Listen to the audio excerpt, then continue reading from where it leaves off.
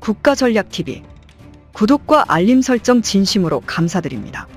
결국 KF-21의 5세대 스텔스 진화가 사실로 드러났다. 동부가 최강에서 이제 세계 최강으로. 지난 9일 시제기가 출고되며 모습을 드러낸 한국형 전투기 KF-21과 관련해 군 고위급 인사가 처음으로 스텔스기로의 진화 가능성을 언급했습니다.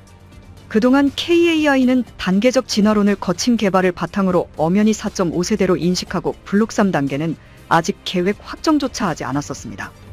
공군 초대 KF-X 사업 지원 팀장을 맡았던 김보연 예비역 공군 준장 또한 KF-X 블록 3로의 개량은 아직은 계획보다는 희망사항에 가깝다고 언급하기도 하였죠.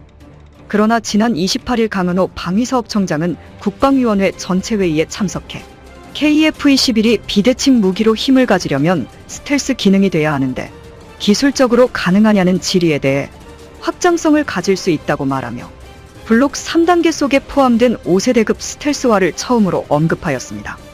사실 이미 KF-21의 스텔스 기로의 진화 가능성은 군 안팎에서 수락에 나온 이야기지만 다만 군 고위급 인사를 통해 공식적으로 언급된 것은 이번이 처음입니다. 아시다시피 KF-21은 블록 단계를 거쳐 성능 향상을 이루어 나가는데요. 부학경에선 체계 개발 기간인 2026년까지 총 6대의 시제기와 지상용 구조시험체 2대를 만들 예정으로 시제기 중 1대는 인도네시아 공군용으로 출고됩니다.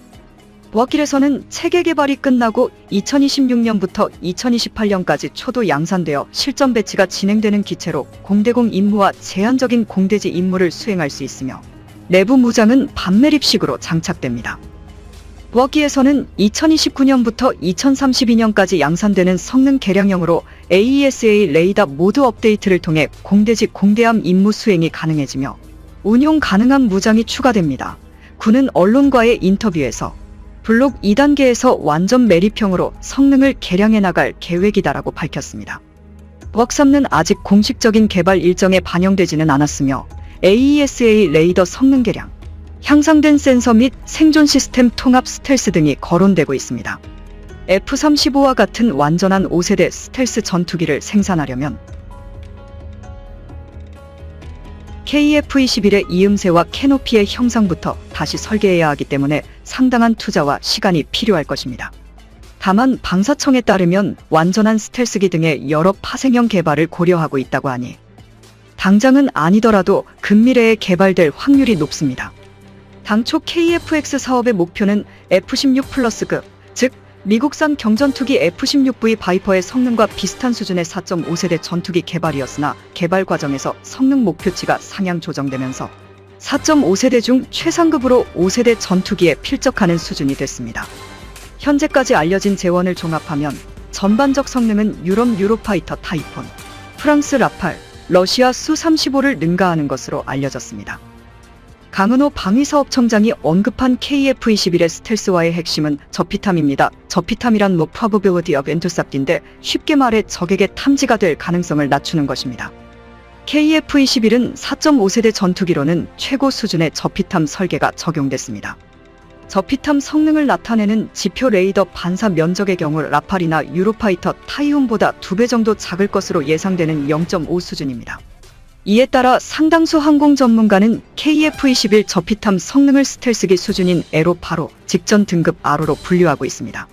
군 당국과 한국항공우주산업은 블록 3 버전에선 에로 수준을 구현한다는 목표로 관련 기술 개발을 서두르고 있습니다.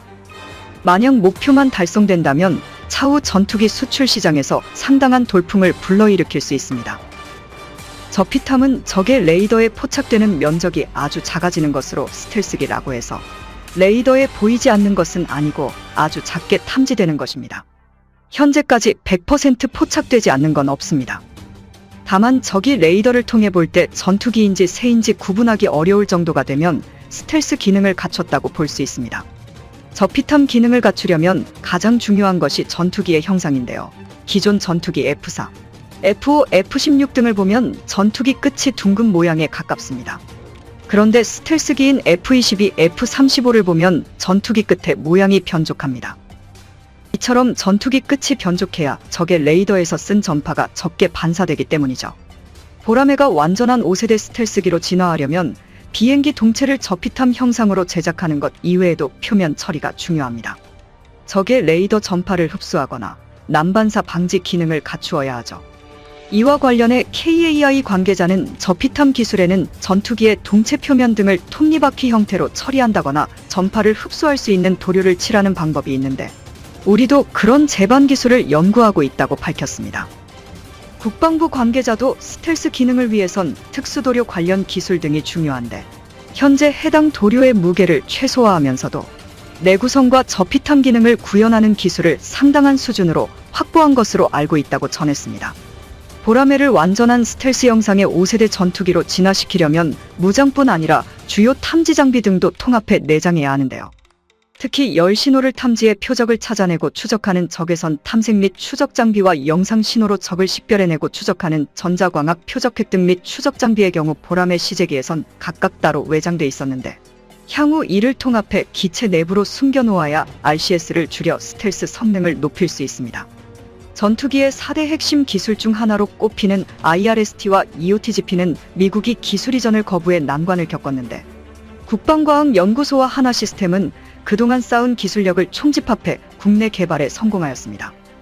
이에 대해 군 전문가들은 5세대기는 스텔스 기능, 내부 무장창, EOTGP와 IRST 통합 내장 등을 주요 요소로 하는데 난이도는 높지만 기반 기술은 확보되어 충분히 개발할 수 있을 것이라고 강조했습니다. KAI는 KF-21 보라매 연구개발 및 제작 과정에서 상당한 원천 기술과 노하우를 확보하였습니다. 특히 보라매 생산 과정을 자동화하는 파스라는 장비를 개발했는데 기존의 수동으로 조립하던 동체 결합 작업을 자동으로 정밀하게 해 작업 시간을 2배 이상 단축시켰으며 세계 최대 방산업체인 로키드 마틴도 이런 장비는 본 적 없다며 놀라워했다는 후문입니다. 또한 주날개 쪽의 리빗 작업 등을 자동화하는 로봇 드릴 머신도 개발하였는데 이 같은 제작 기술과 노하우를 확보해 보라매 제작 시 불량률을 줄이고 작업 속도를 늘리는 등 원가 절감과 품질 향상을 동시에 이루게 되었습니다. 또한 KAI는 실제 비행을 동일하게 모사할 수 있는 장비인 아이언버드를 국내 기술로 개발해내었는데 KF-21의 고장이 발생한 상황을 모의 실험하는 작업은 아이언버드를 통해서만 가능합니다. 실제 전투기에서 시험하면 위험 부담이 클 수밖에 없기에 해외 전투기들도 개발 과정에서 아이언버드가 필수적으로 활용됐습니다. 그러나 이 역시 미국 업체가 기술 이전을 거부했던 핵심 장비입니다. 이처럼 기술 이전 등으로 개발을 도와주기로 했던 해외 파트너들이 일부 기대를 저버리자 정치권 등에서 KF-X 사업 재검토를 주장하는 목소리가 높아지기도 했습니다. 특히 지난 2014년 처음 개발에 착수했을 당시 주요 기술들을 이전해주기로 했던 협력 파트너 미국 로키드 마틴사가 4대 핵심 기술 이전을 모두 거부한 것이 밝혀져 사업이 좌초위기에 몰리기도 하였습니다. 4대 기술은 A사 레이더, EOTGP, IRST 등 3가지의 최첨단 표적 탐지과 추적 센서 기술과 적기의 레이더 등을 교란하는 RF 챔머 기술입니다. 거기에 또 다른 해외 파트너 기업인 무그는 전투기 개발에 필요한 핵심 장비인 아이언버드마저 기술 이전을 거부해 KF-X 개발 자체에 부정적인 시각들이 더욱 많아 안 된다고 말하는 것은 된다 하는 것보다 쉬우니까요. 물론 안티들의 말처럼 개발 과정에서 고장도 날 수 있고 사고도 발생할 수 있으며 어쩌면 추락하는 일까지 벌어질 수 있습니다.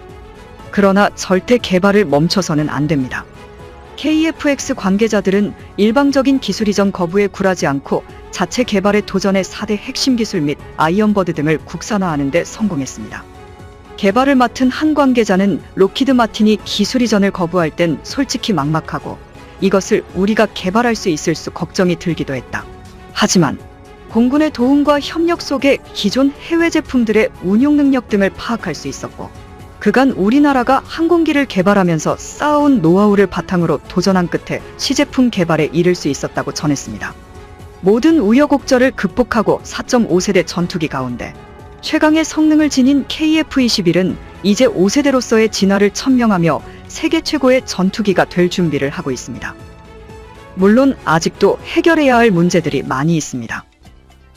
특히 공동개발국인 인도네시아는 자국 경제 사정이 어렵다는 이유로 6천억 원 가량 분담금을 미납하고 있습니다. 방위사업청은 지난 28일 국회 국방위원회 업무보고 자료를 통해 인도네시아 측 분담금 문제를 해결하기 위한 제6차 한국과 인도네시아 실무협의를 추진 중이라고 밝혔는데요. 최근 언론 보도에 따르면 인도네시아 측에서 KF-21 사업을 계속 참여하는 조건으로 분담금 비율 축소나 분담금 납입 기한 연기, 50억 달러 상당의 차관 공여 등을 우리 측에 제안했던 보도가 나오면서 논란이 일기도 했습니다.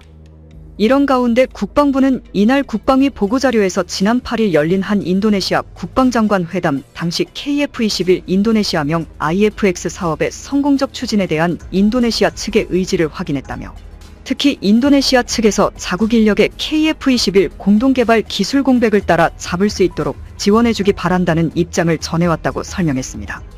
KF-21 개발에 참여했던 인도네시아 측 기술진 144명은 작년 3월 코로나를 이유로 우리나라에서 철수한 뒤 아직 복귀하지 않은 상태입니다. 즉, 인도네시아 측의 기술 공백 지원 요구는 자국 기술진의 한국 복귀를 추진 중이란 의미로 풀이됩니다. 다시 온다면 기술 가르쳐줘야죠. 몽키 스패너 잡는 법, 나사 배관 나게 돌리는 법, 리프트에 팔레트 태우는 법 등 기술 배우고 돈 내시면 됩니다. 이처럼 미납금 문제가 공전하면서 일각에선 2조 원이 채 안 되는 금액에 우리가 개발한 기술을 건네줄 바에야 차라리 독자 개발해야 한다는 반론까지 나오고 있습니다.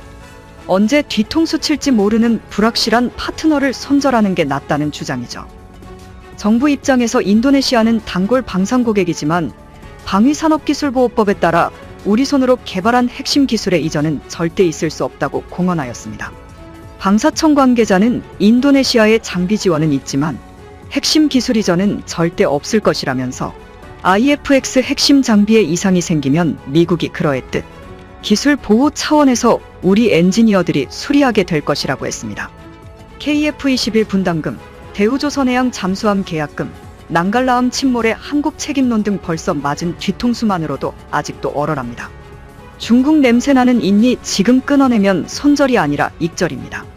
오늘 영상 여기서 마치겠습니다. 시청자님들의 현명한 의견을 댓글로 남겨주시길 바랍니다. 여러분들의 좋은 의견이 좋은 영상을 만드는데 많은 힘이 됩니다.